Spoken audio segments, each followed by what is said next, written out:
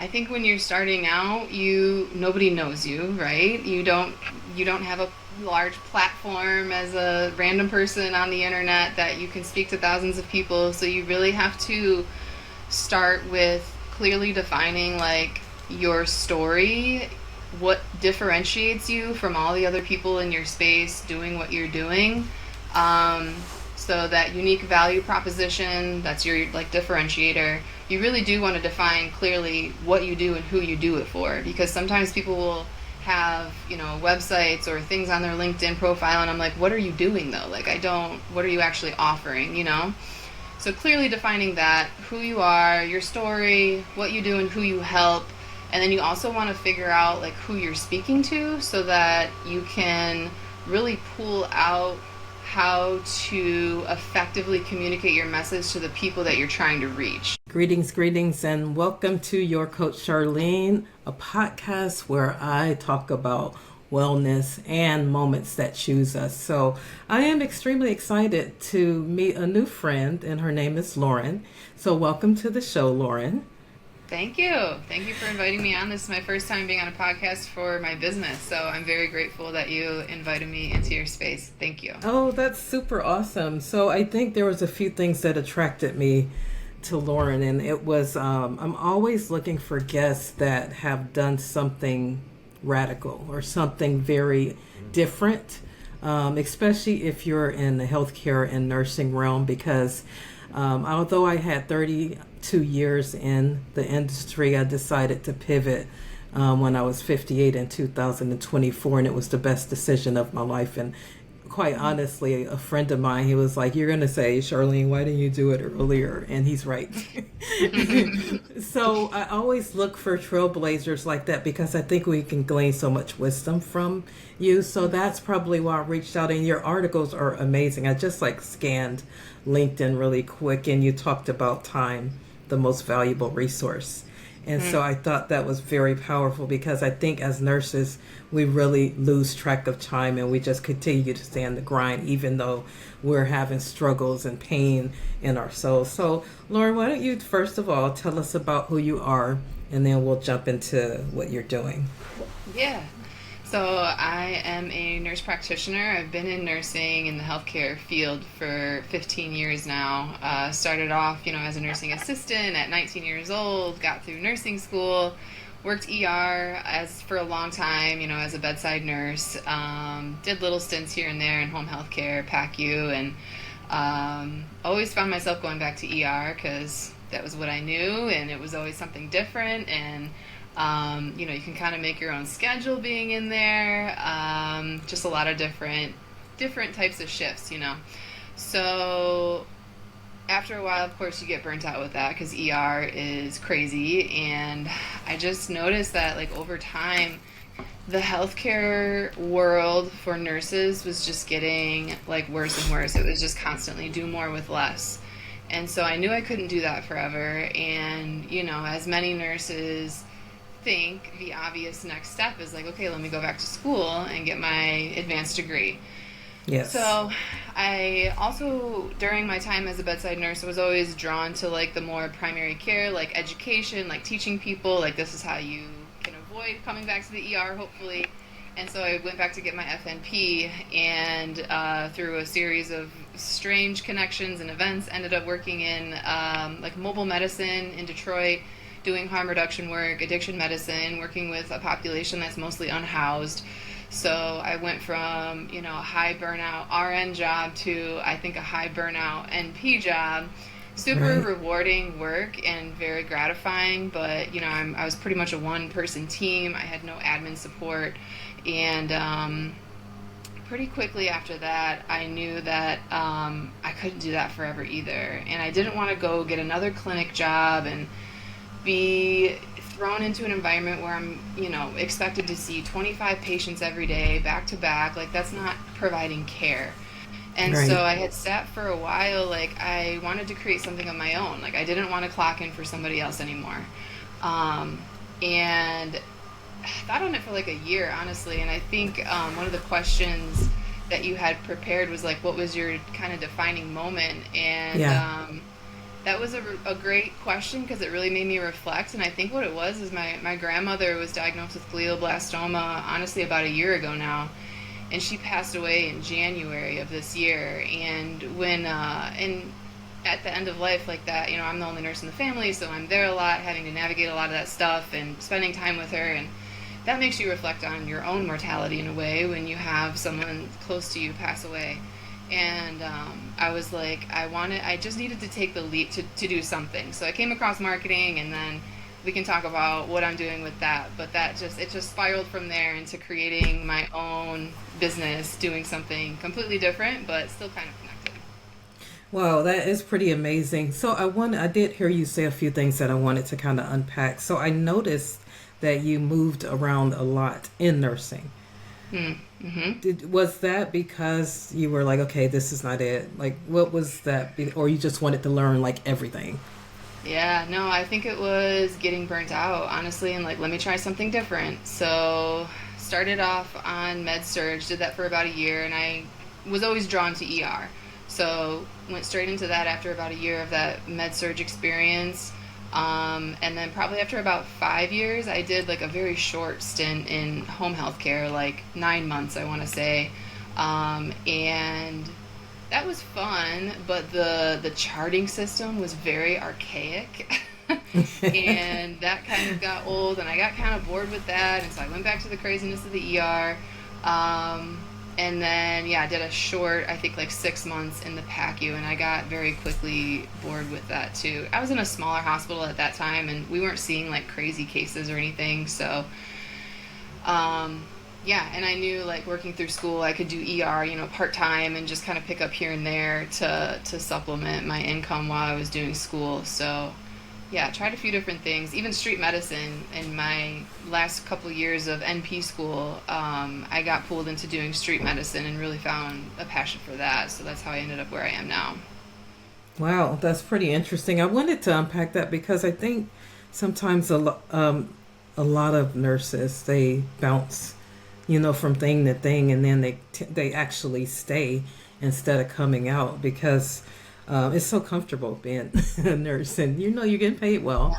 And but I want to know, like for you, like in retrospect, when you look back at your life, any wisdom that you can glean from that in particular? Like, would you have gone on the same track that you've gone on, or Yeah. do you wish you would have did something differently? Like, what can you say about that?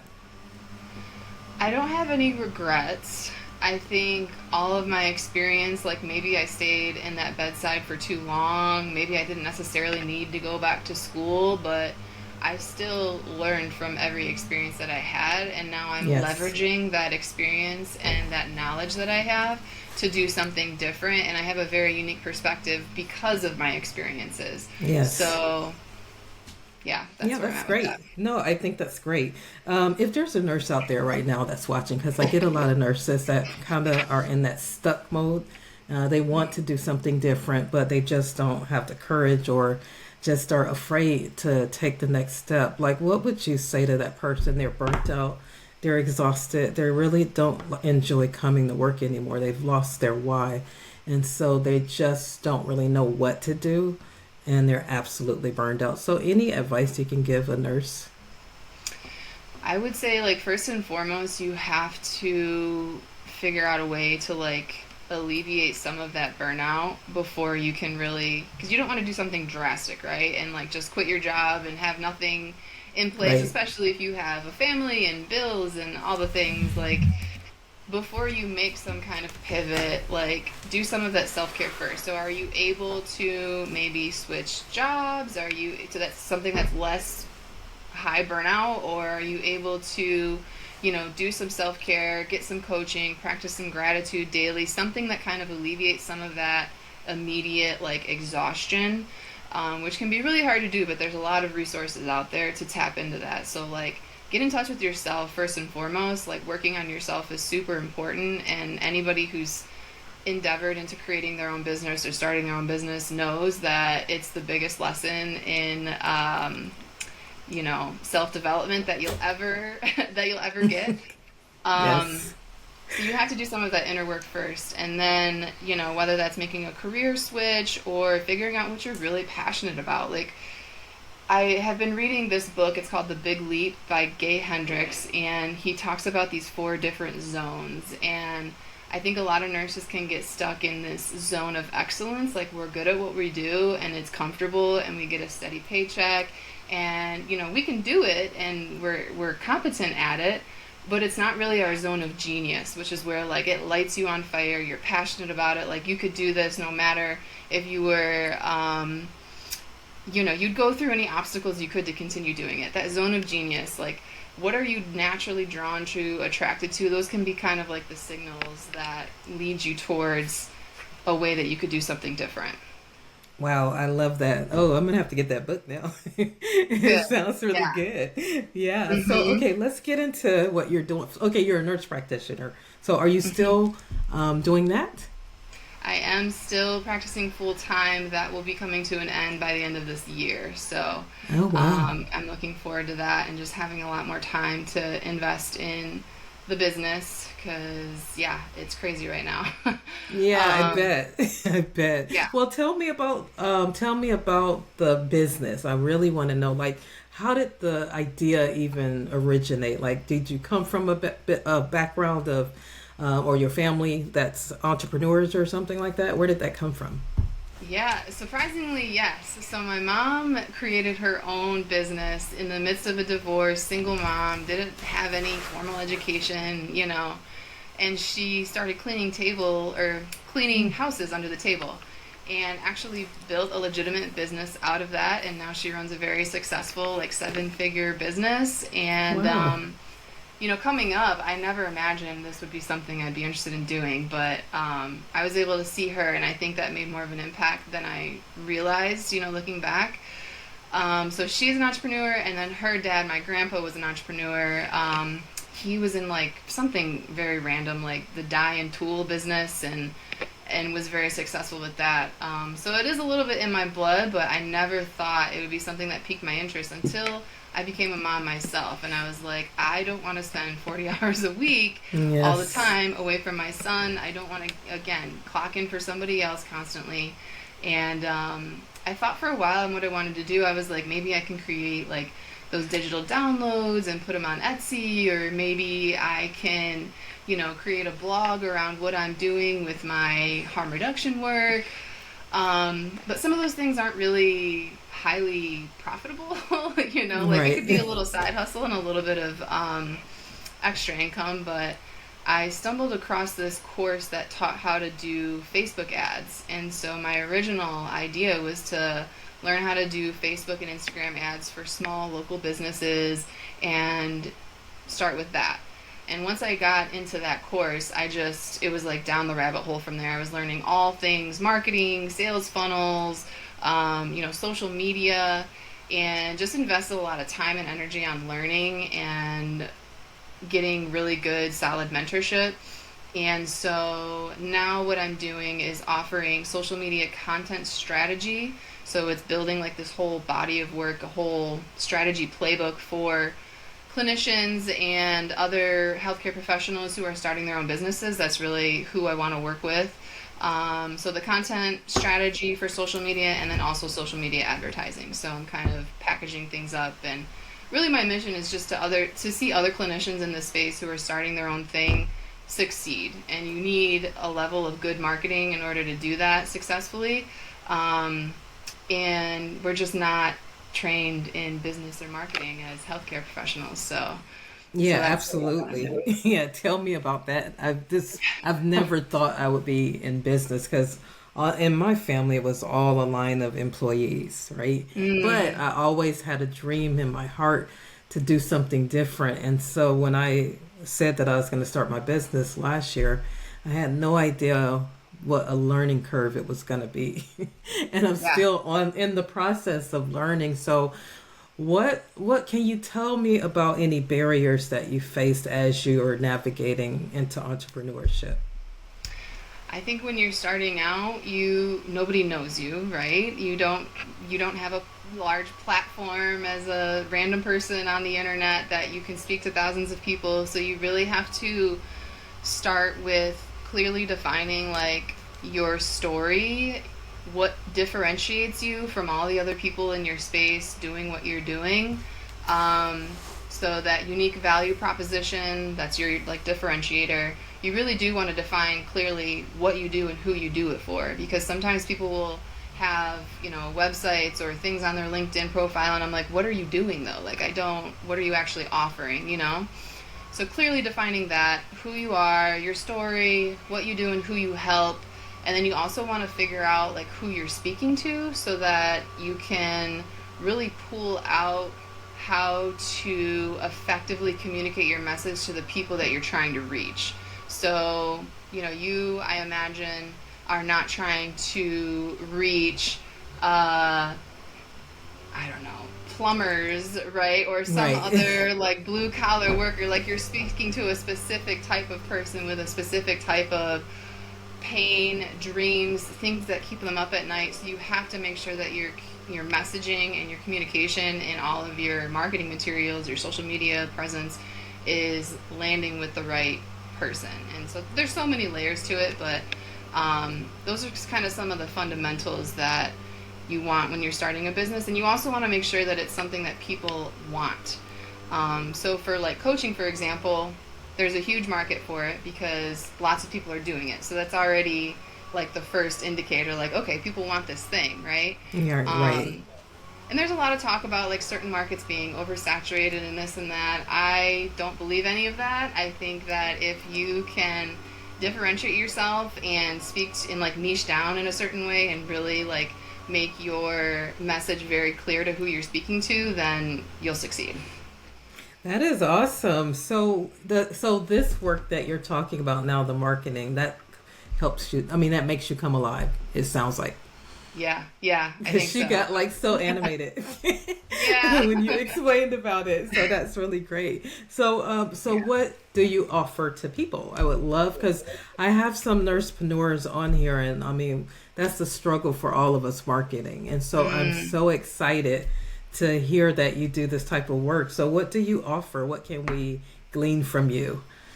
Yeah, so I'm offering something called the Social Strategy RX. It's the whole content playbook. And so within that, we get really deep on your brand. We pull out like very clear details on your brand, again, target persona, your unique value proposition.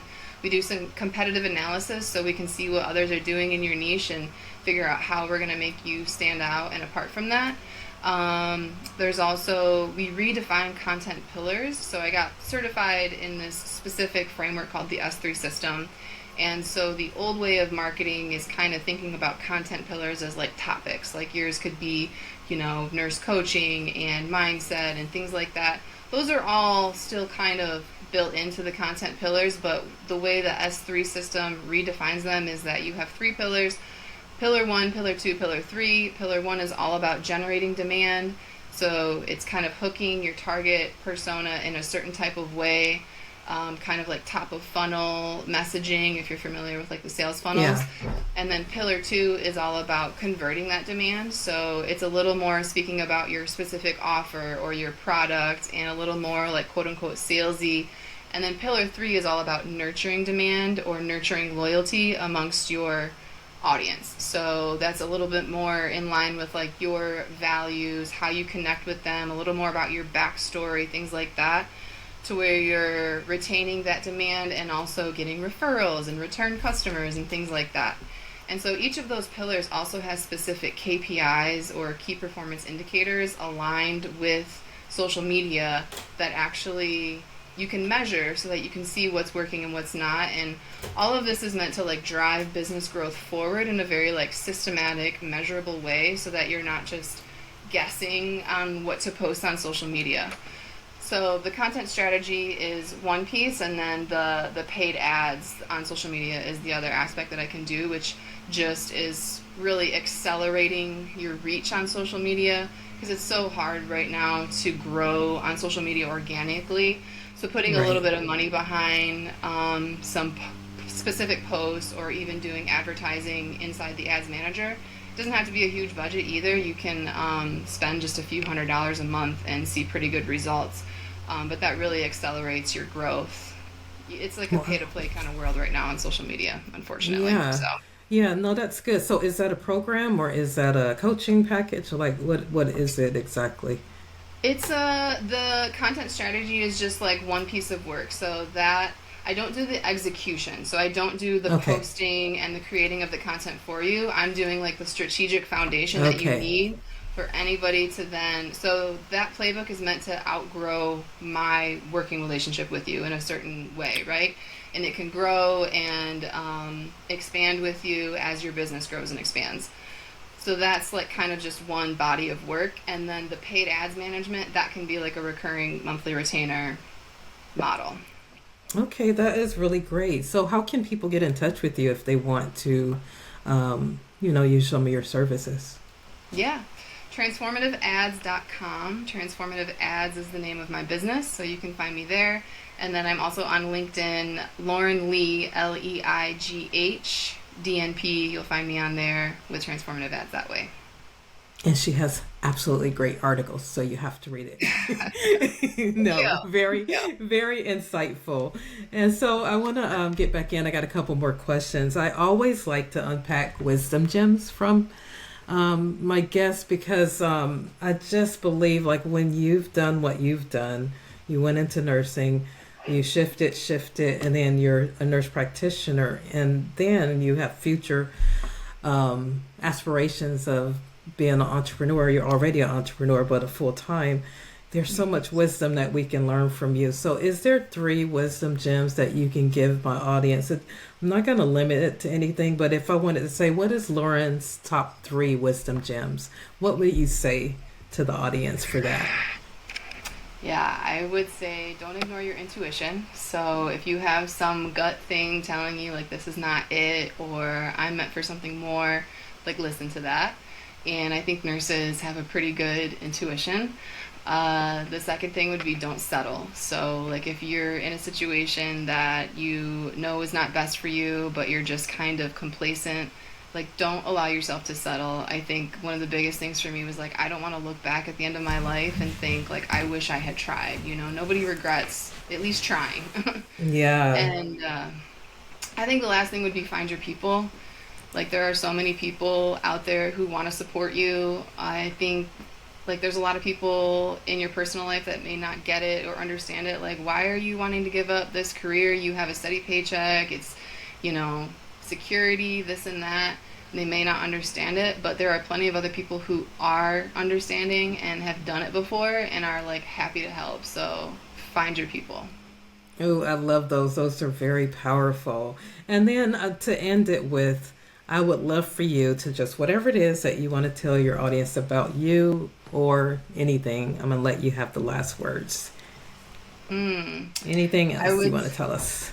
yeah, I think don't underestimate the power of good marketing. And oftentimes, people who are real experts are too close to their own genius and they don't know how to communicate what they're doing in a way that lands because they're just too close to it. So, if you're looking for help with that, that's what I'm here for.